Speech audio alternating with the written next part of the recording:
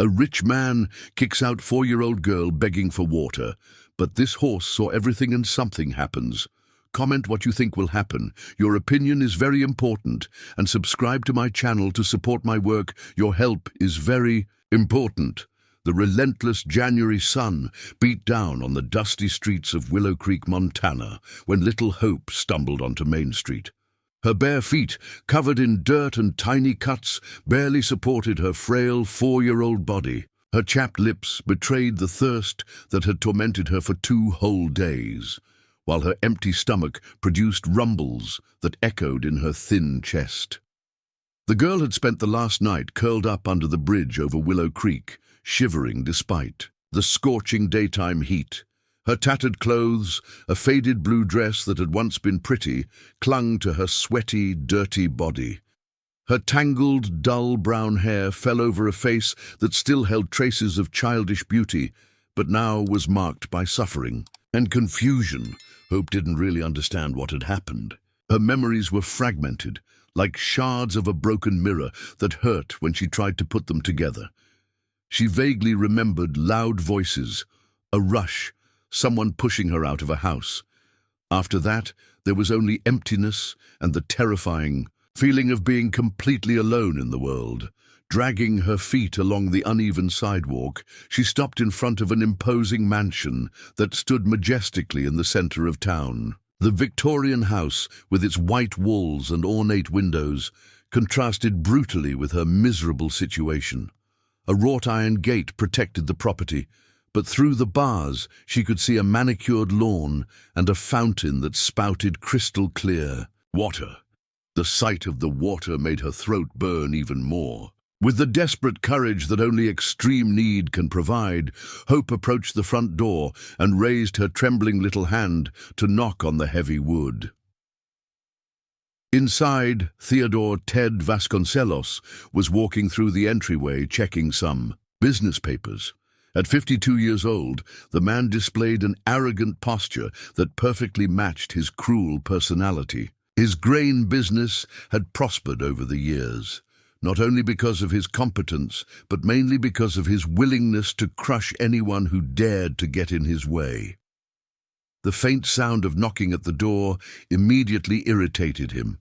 Ted didn't tolerate being disturbed, especially by people he considered inferior. He flung the door open, already preparing a harsh speech to send away any salesman or beggar, but when his eyes turned downward and met the small, ragged figure of Hope, something much darker awoke in his chest. The girl raised her dirty face, and for a moment their eyes met. In the child's dark eyes there was an ancient fear of vulnerability that should awaken compassion in any human heart. "Please, sir," Hope murmured with a hoarse, weak voice. "Just a little cup of water. I'm so thirsty." Ted's response was instant and brutal, his face twisted into an expression of disgust and anger that frightened even himself. Without thinking twice, he reached out and pushed the girl with a force disproportionate to her. "Size, get out of here, you little bum. I don't want dirty beggars at my door," he shouted, his voice echoing down the quiet street. Hope lost her balance and fell heavily onto the uneven flagstones of the sidewalk. The impact was brutal. Her little knee hit hard against a sharp stone, opening a deep cut that began to bleed immediately. The pain was so intense that for a few seconds she couldn't even cry, just lay there fallen, staring at the wound with wide, shocked eyes.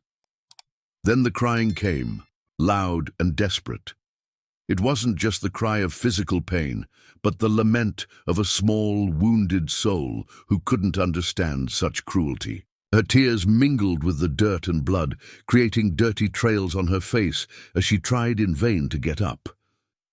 From the high side porch of the mansion, a majestic white horse watched the whole scene.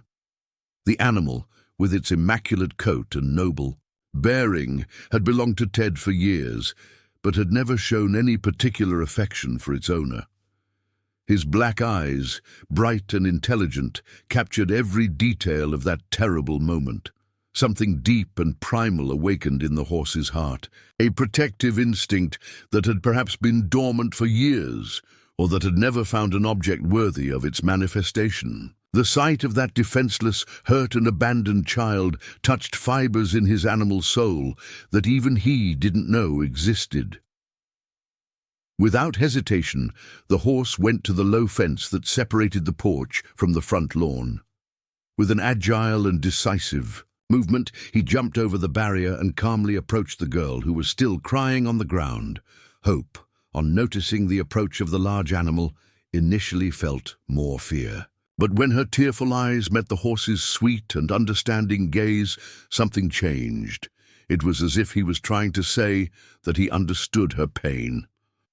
With surprising delicacy, the horse lowered his noble head and began to gently lick the tears from the girl's face. His rough but affectionate tongue cleaned the salt and dirt while his eyes never left hers. Ted, who had returned inside the house, slamming the door shut, did not see the magical moment that unfolded on his sidewalk. At that moment, an inexplicable connection formed between the abandoned child and the protective horse, a silent alliance that would forever change the destiny of both. The first encounter between Hope and her future protector had happened in the most improbable way possible, amidst cruelty and pain, but laden with a promise that not all was lost in the heart of that cruel world. In the weeks following the encounter at Ted's mansion, Hope wandered the streets of Willow Creek like a small haunted ghost. The wound on her knee had healed badly, leaving an uneven scar that made her limp slightly. But the physical pain was nothing compared to the emptiness that grew in her chest with each passing day. The girl had found temporary shelter under the bridge over Willow Creek, where the cold stones offered some protection against the night wind. During the day, she roamed the town, collecting scraps of food from trash cans and drinking water from the town square fountain when no one was watching. People avoided her, quickly looking away when they crossed paths with her ragged figure. What Hope didn't know was that she wasn't really alone. A few yards away, always keeping a respectful distance, the white horse followed her discreetly. The animal had developed a careful routine, escaping Ted's property during the early hours of the morning when his owner was still asleep, and returning only in the late afternoon. The horse, who had never received a proper name, Ted simply called him Animal, watched every movement of the girl with a protective attention that bordered on the human. When she sat on the edge of the creek to wash her face with the cold water, he positioned himself strategically behind a nearby tree. When she looked for food in the trash cans, he remained alert, as if he were a silent guardian. Mrs. Carmi Peterson, a 60-year-old laundress who lived at the end of the creek road, was the first person to really notice the child. Carmi always woke up before dawn to start her hard work, washing clothes in the concrete tank that she herself had built in the backyard of her simple shack. It was a February morning when she saw Hope drinking water directly from the creek. Bent over like a thirsty little animal, Carmi's heart ached. Even though she was a simple woman with few resources, she couldn't ignore the obvious suffering of that child. "Little one," she called softly, approaching carefully so as not to scare her. "What are you doing here all alone?" Hope looked up, startled. She had learned to distrust all adults after the traumatic encounter with Ted, but there was something different in Carmi's wrinkled face, a genuine kindness that she hadn't seen in a long time. "Don't hurt," Hope murmured, stepping back a few paces. "I won't hurt you, child. What's your name?" The girl hesitated for a long moment. The words seemed to have jumbled in her mind in recent days, as if the ability to speak was dissolving along. With her hope, she managed to whisper finally. Carmi felt a lump in her throat. The name was a cruel irony for a child in such a desperate situation. Hope is a pretty name. "Where are your parents, honey?" But the question made the girl's eyes fill with tears. She shook her head frantically, as if trying to ward off painful memories that insisted on returning. "Mean man," was all she could say, before starting to cry softly. It was at that moment that Carmi noticed the white horse standing a few yards away.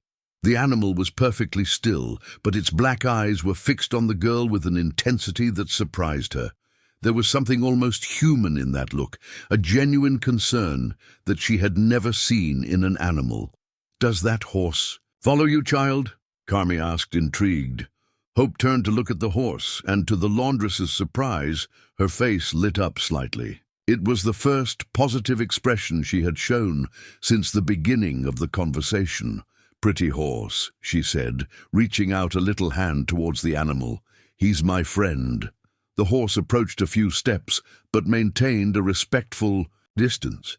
Carmi watched fascinated as a silent communication was established between the child and the animal. It was as if they understood each other through a language that only they knew. "Come with me, Hope," Carmi said finally. "You need a bath and some hot food. You can't keep living on the street like this." The girl hesitated, looking alternately at Carmi and the horse. She seemed to be asking the animal for approval, who tilted his head slightly, as if agreeing. Carmi's shack was humble but clean and welcoming. It consisted of only 2 small rooms, a living room that also served as a kitchen and a tiny bedroom with a single bed and an old chest. The exposed brick walls were decorated with holy cards and dried flowers, creating an atmosphere of warm simplicity. Carmi prepared a warm bath for Hope in an aluminum basin, carefully washing her tangled hair and treating the small wounds scattered across her thin body. Meanwhile, she noticed something that left her intrigued.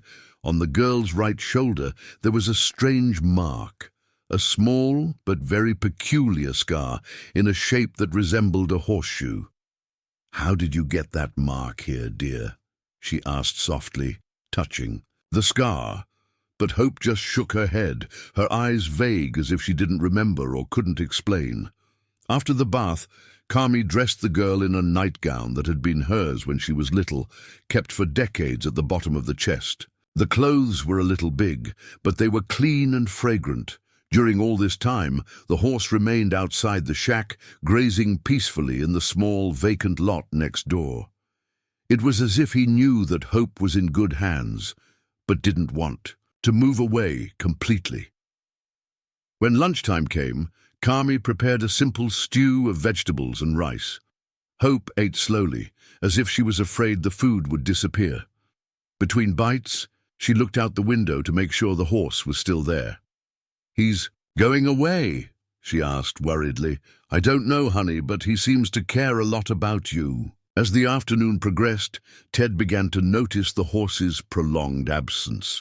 The animal usually grazed on the land behind the mansion during the day, always visible from his office window. The lack of him left him irritated and slightly worried. After all, the horse represented a considerable investment. When the sun began to set, the horse got up calmly and went near the window of the shack. Hope, who was helping Carmi organize some clothes, ran to the opening. "He's leaving," she said, her eyes tearing up. But the horse just looked at her deeply, as if he were promising something. Then, with a delicate movement, he walked away towards Ted's mansion, leaving Hope with a heavy heart and a question that would echo in her dreams. Would her only friend return the next day? The days turned into weeks, and the white horse kept his silent promise. Every morning, shortly after sunrise, he appeared in the lot next to Carmi's shack, remaining there until dusk. Hope had developed a comforting routine.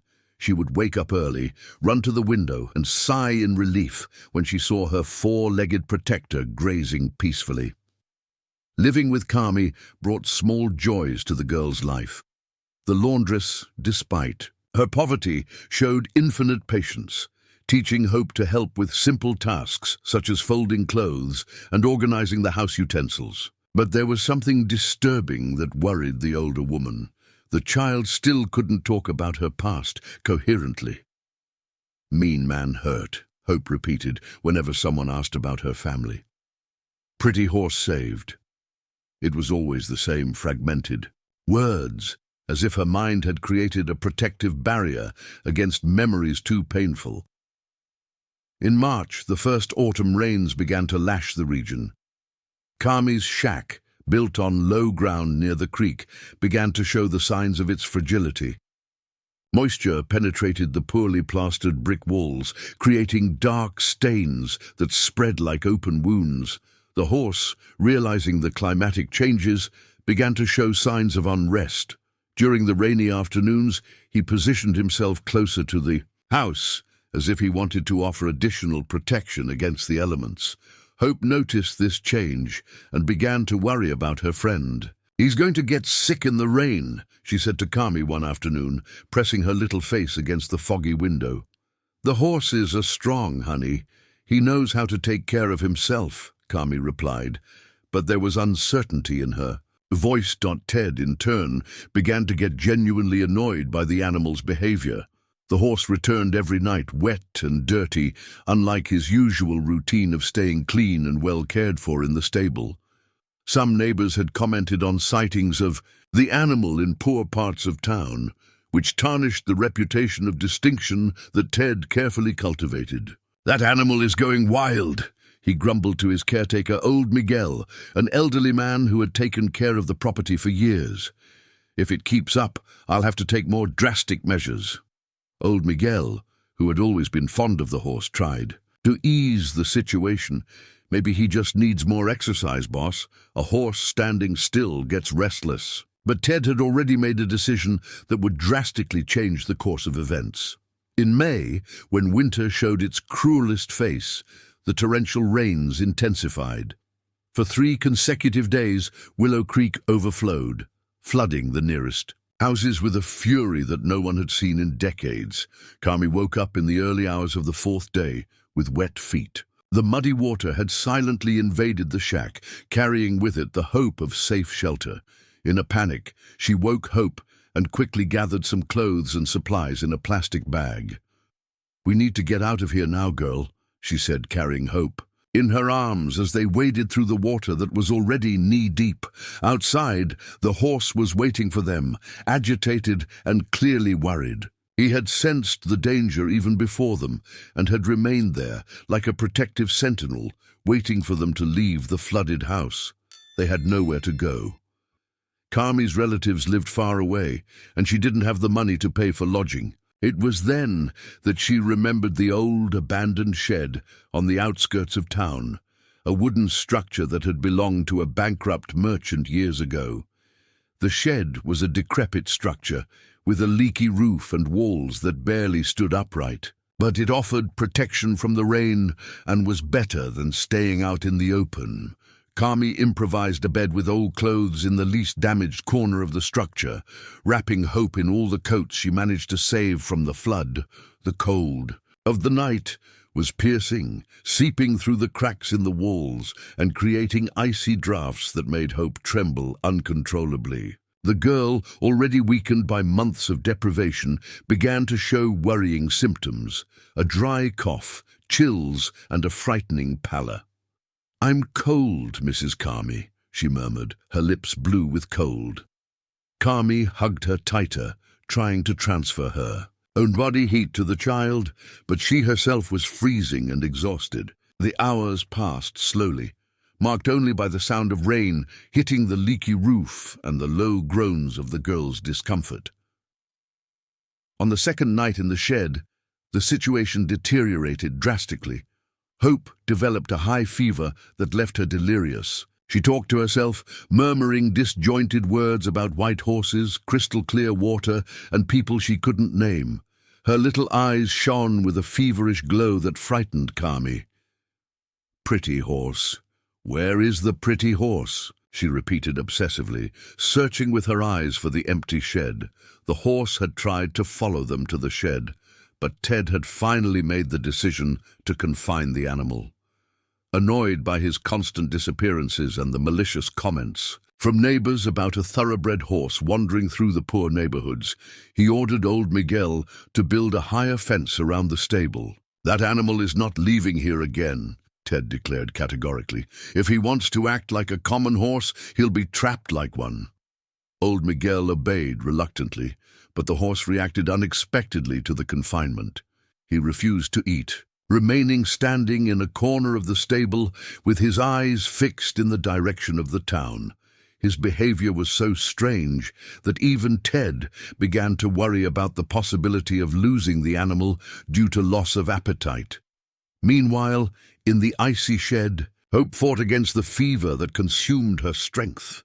Carmy had gone out during the day to look for work and get money for medicine, leaving the girl alone for a few hours. It was during these moments of solitude that Hope delirated the most, constantly calling for her absent protector. "Why doesn't he come?" she asked the empty walls. "He promised he would take care of me." The rain continued to fall mercilessly, turning the floor of the shed into a cold, damp mud. With each passing day, Hope's health deteriorated more, and Carmy despaired as she realized that she had no resources to help the child she had learned to love as a daughter. It was on a grey June morning that something inexplicable happened. Carmy had left early to get medicine at the downtown pharmacy, leaving Hope asleep amidst the fever. When she returned 2 hours later, she found something that left her speechless. Next to the sleeping girl, there was a small leather bag containing expensive medicines for fever and flu, as well as nutritious foods such as fresh fruit and warm bread. There was no sign of how those items had gotten there, and Hope continued sleeping deeply as if nothing had happened. Outside the shed, in the fresh mud left by the morning rain, Carmy discovered something that made her heart race. Horse tracks that led directly to the entrance of the building and then moved away towards the town, as if the animal had made a secret and urgent visit. The medicines found by Carmy took effect quickly. In 3 days, Hope's fever had dropped considerably, and the girl was able to feed herself properly for the first time in weeks. But the mystery about how those expensive remedies had appeared in the shed tormented the laundress day and night. Carmy decided to investigate discreetly. During the mornings, when she took clothes to wash in the public tank in the central square, she talked to other laundresses and merchants, trying to find out if anyone had seen strange movement near the abandoned shed. It was Mrs. Rose Miller, an elderly seamstress who lived near downtown, who provided the first important clue. "Carmy, there's something strange happening in town," she said as she scrubbed a shirt in the tank. "Ted Vasconcellos' horse has been appearing loose on the streets during the early hours of the morning. My neighbor swears he saw him last Tuesday, carrying a bag in his mouth." Carmy's heart skipped a beat. The tracks in the mud, the expensive medicines, the animal's protective behavior.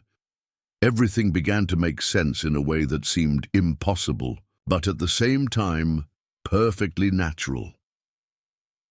That night, she decided to stay awake to watch. Hope slept peacefully for the first time in weeks, wrapped in the dry coats that Carmy had gotten at the church thrift store. At around 2 in the morning, a soft sound of hooves in the mud made the laundress's heart race. Through the crack in the wall, she saw the white horse approaching the shed silently. The animal walked with extreme care, as if he knew he needed to be discreet. In his mouth, he carried a small cloth bundle.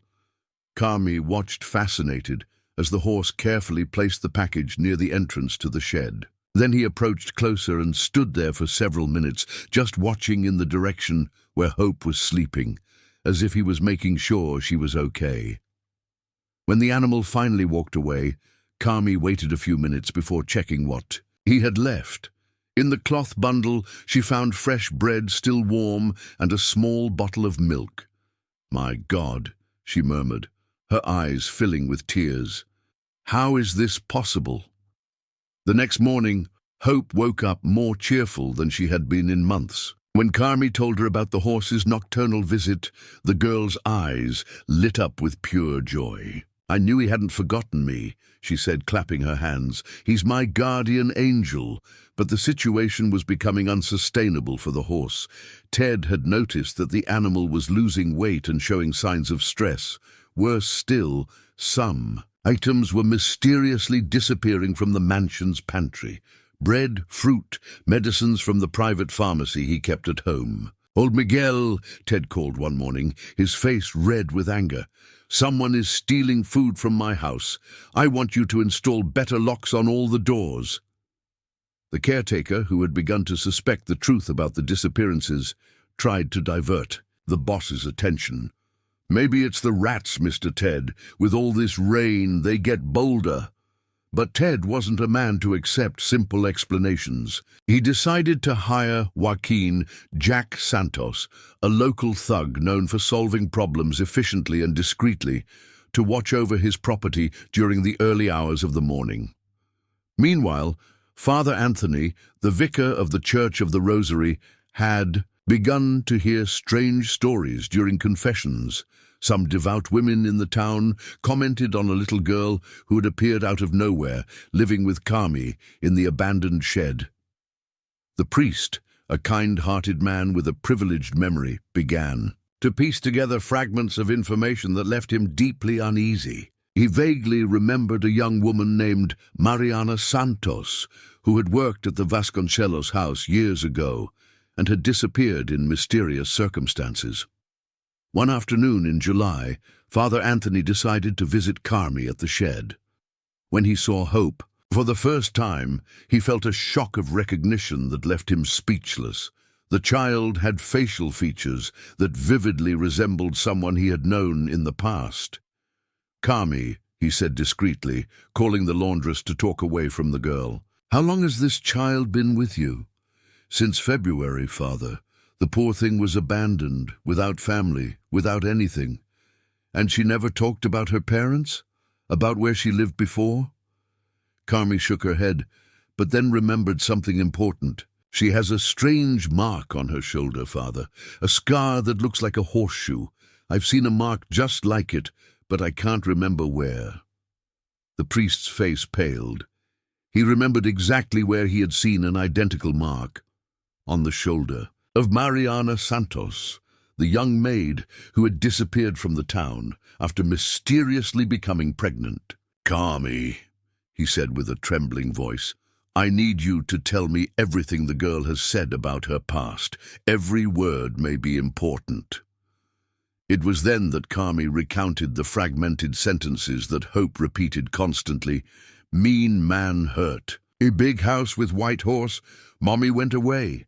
Words that in isolation seemed like the delusions of a traumatized child, but that together began to form a terrifying picture. Father Anthony stayed up all night, rummaging through old parish archives. Finally, he found what he was looking for: the baptismal certificate of a child born 4 years ago, daughter of Mariana Santos. Father unknown. The child's name was Hope Santos. But there was more. In the confidential confession records, which he kept in code to protect the faithful, he found disturbing notes about conversations he had had with Mariana before her disappearance. The young woman had sought spiritual guidance on a situation that terrified her, involving her employer and threats that she dared not repeat aloud. The next morning, the priest returned to the shed with a heavy heart. He knew he needed to act, but he also knew he was dealing with dangerous forces. Ted Vasconcelos was a powerful man in the town, with influence over local authorities and resources to silence anyone he wanted.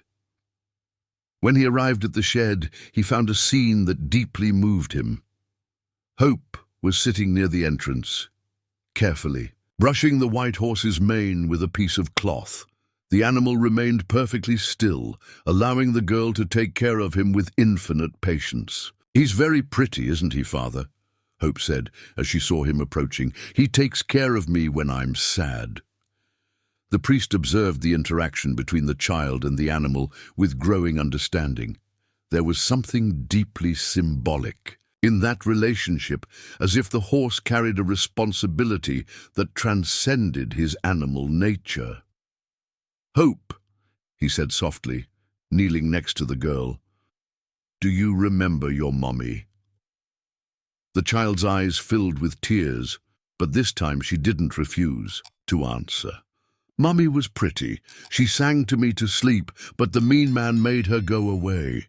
"What mean man, honey?" Hope looked in the direction of downtown, where Ted Vasconcelos's mansion stood. "The man from the big house. He yelled at Mommy. She cried a lot and said I had to hide." Father Anthony felt a chill run down his spine. The pieces of the puzzle were fitting together in a way that confirmed his worst fears. But before he could ask more questions, the sound of hooves approaching quickly made everyone look at the road. Jack Santos, the thug hired by Ted, had finally discovered where the horse was escaping to during the early hours of the morning. And he wasn't alone. He brought with him 2 other men that Carmi recognized as being employees of Ted's ranch. The horse, realizing the danger, immediately positioned himself between Hope and the approaching men, with his ears pricked up and a defensive posture that left no doubt about his intentions to protect the girl at all costs. The tension in the air was palpable as Jack Santos and his cronies approached the shed. The white horse maintained his defensive posture, neighing low in warning, while Hope instinctively clung to his mane, sensing the imminent danger. Father Anthony stood up slowly, placing himself between the men and the child. His dignified and respected presence in the community made Jack hesitate for a moment. "Father," said Jack, taking off his hat in respect, but maintaining his threatening tone, "you have nothing to do with this. We're just here to get the horse that escaped from Mr. Ted's property." "The animal isn't escaping," Father Anthony replied firmly. "He's protecting a defenseless child." Carmi hugged Hope, who had begun to tremble violently. The girl's fragmented memories seemed to be reorganizing themselves in the face of the threat, and for the first time in months she spoke clear and complete words. "I don't want to go with the mean men," she said with a choked voice. "They hurt. Mommy, the horse protects me." Jack frowned, clearly uncomfortable with the situation. He had been hired to recover a runaway animal, not to deal with a child who talked about being hurt. "Look here, Father," he said, trying to maintain his authority. "The boss wants the horse back, and that's what's going to happen. The girl isn't our problem, but the horse had other ideas." When Jack approached with a rope to lasso him, the animal moved with surprising agility, positioning himself so that it would be impossible to capture him without hurting Hope, who remained clinging to him. During this tense impasse, an unexpected figure arrived at the shed. Old Miguel, Ted's caretaker. The elderly man had followed the thugs on his own, concerned about what might happen to the horse he had learned to respect over the years. "Jack," Old Miguel called with authority, "the boss didn't order anyone to be hurt. He just said to bring the horse back." It was then that old Miguel saw Hope for the first time since she had appeared at the door of the mansion months ago. The recognition was instant and devastating. The simple man who had worked for the Vasconcelos family for decades perfectly remembered the girl who had been brutally kicked out by his boss. "My God in heaven," he murmured, his eyes wide. "It's the girl who asked for water." Father Anthony realized the opportunity that presented itself. "Old Miguel, do you know this child?"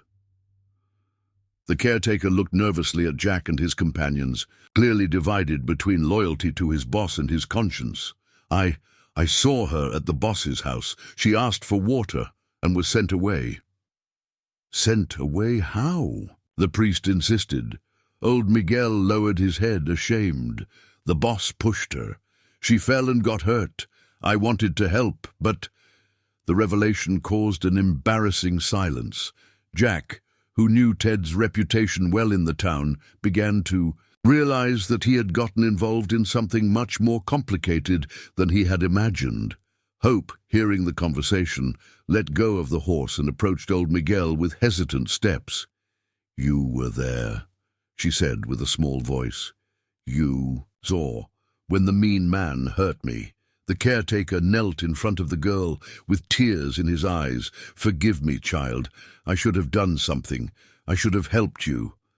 It was at that moment that something extraordinary happened. Hope, touched by the sincerity of the man's repentance, reached out her small hand and touched old Miguel's wrinkled face. "It's okay.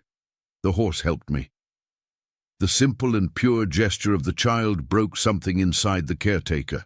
He stood up determined and turned to Jack. "We're not taking this horse from here, not today." "Old Miguel," Jack said, visibly bothered, "the boss isn't going to like this at all." "The boss is going to have to understand," the caretaker replied, with a firmness that surprised everyone. "That animal is taking care of a child that he himself abandoned. If anyone has the right to be with her, it's the horse." Father Anthony took advantage of the moment to make a decision that would change everything. "Jack, I need you to take a message to Ted Vasconcelos. Tell him that Father Anthony wants to talk to him tomorrow at the church about past issues that need to be clarified." The priest's tone was grave and loaded with meaning. Jack, a man experienced in conflicts, recognized the moral authority that was in the religious man's voice. "What past issues, Father?"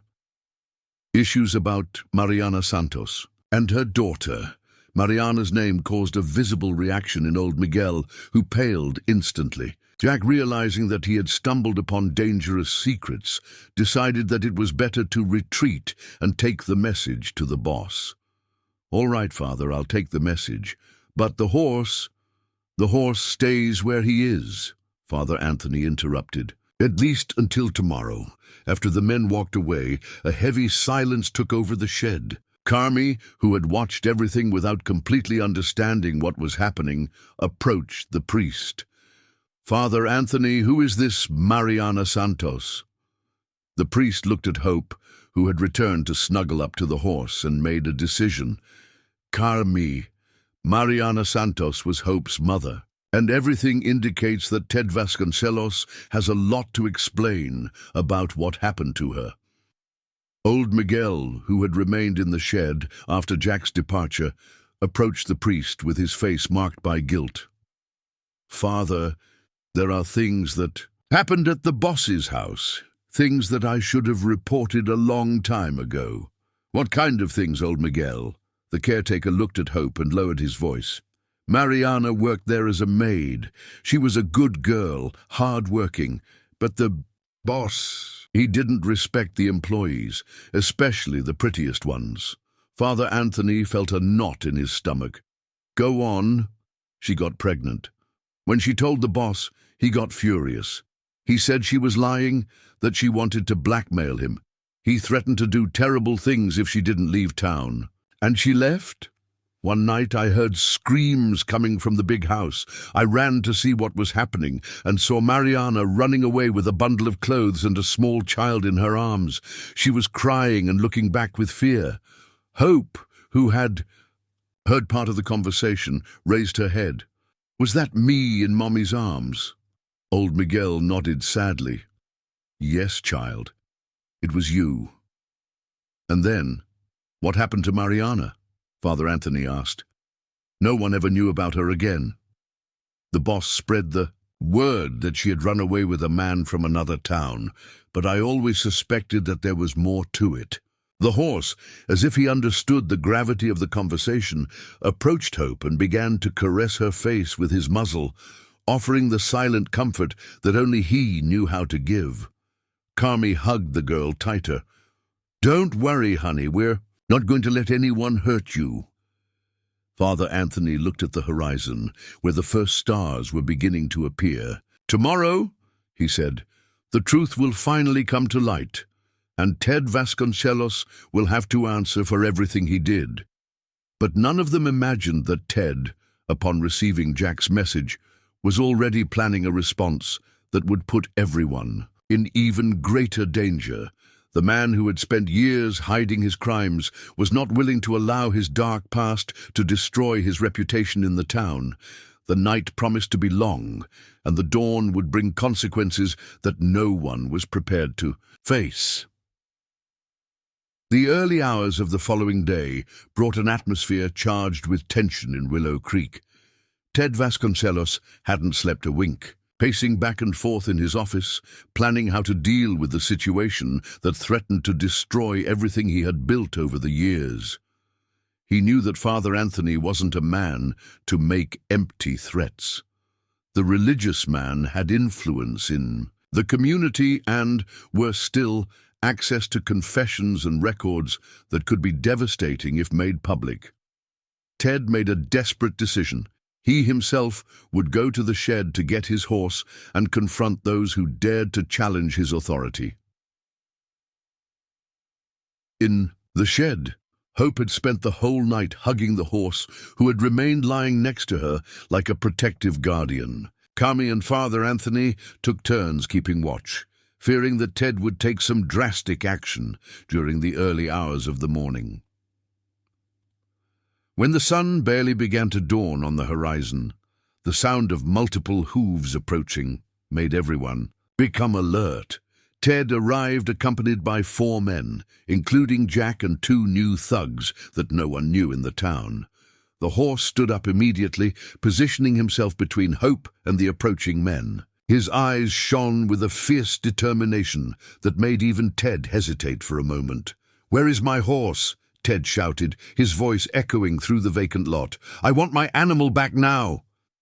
Father Anthony came out of the shed with firm steps, carrying a folder of documents that he had sought in the church archives during the early hours of the morning. "Ted, before we talk about the horse, we need to talk about Mariana Santos and her daughter."